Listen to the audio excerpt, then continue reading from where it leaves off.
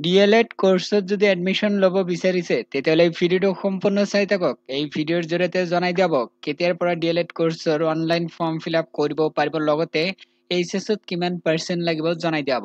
এতিয়া জনাই দিব ডিএলএড কোৰ্ছৰ ফৰ্ম ফিল আপ কেতিয়াৰ পৰা কৰিব পাৰিব।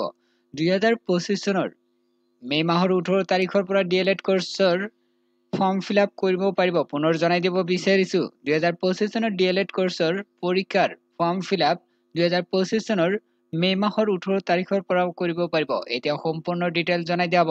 নেম অফ কোৰ্ছ অৰ্থাৎ কোৰ্ছৰ নাম হ'ল, ইয়াত উল্লেখ কৰিছে ডিপ্লোমা ইন এলিমেণ্টাৰী এডুকেশ্যন, চমুকৈ ডিএলএড বুলি কোৱা হয়। কোৰ্ছৰ সময়সীমা হ'ল 2 বছৰ আৰু ইয়াতে উল্লেখ কৰিছে সেশন 2025।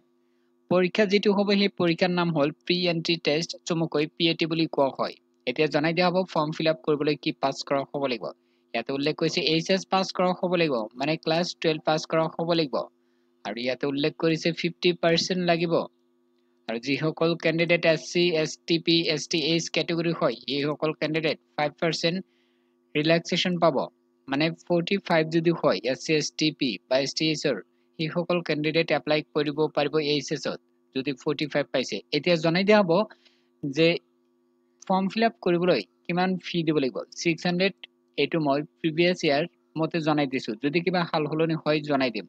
তাৰপিছত ইয়াতে চাওক এজ লিমিটটো উল্লেখ কৰিছে 18 ৰ পৰা 35ৰ ভিতৰত হ'ব লাগিব, ইয়াতে উল্লেখ কৰিছে। তাৰপিছত এজ ৰিলেক্সেশ্যন যেতিয়াই ফুল নোটিচ আহিব তাতে চাব পাৰিব। এতিয়া মই পৰীক্ষাৰ ডিটেইলছ কিছুমান জনাম। ইয়াতে কৈছে যে 0.25 মানে নেগেটিভ মাৰ্কিং থাকিব, ইয়াতে উল্লেখ কৰিছে। নেগেটিভ মাৰ্ক কলে আছে ইয়াতে কৈছে।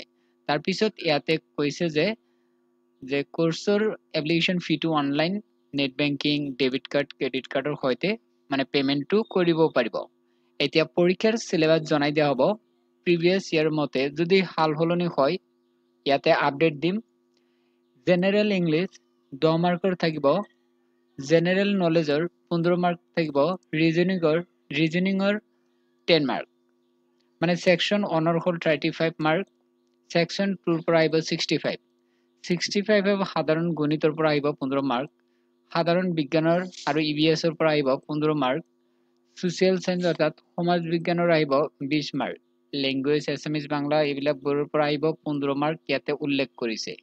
আৰু ইয়াতে উল্লেখ কৰিছে টোটেল মাৰ্ক থাকিব 100, টোটেল কুৱেশ্যন থাকিব 100। এটা প্ৰশ্নত 1 নম্বৰ থাকিব। এমচিকিউ অৰ্থাৎ মাল্টিপল চইচ কুৱেশ্যন আহিব। পৰীক্ষা হ'ব 2 ঘণ্টা। তাৰপিছত ইয়াতে উল্লেখ কৰিছে সিট। বৰপেটা ডিস্ট্ৰিক্টত 250 সিট আছে, প্ৰিভিয়াছ মতে মই জনাই দি আছো, লাষ্ট ইয়াৰ সেশন মতে মই জনাই দি আছো।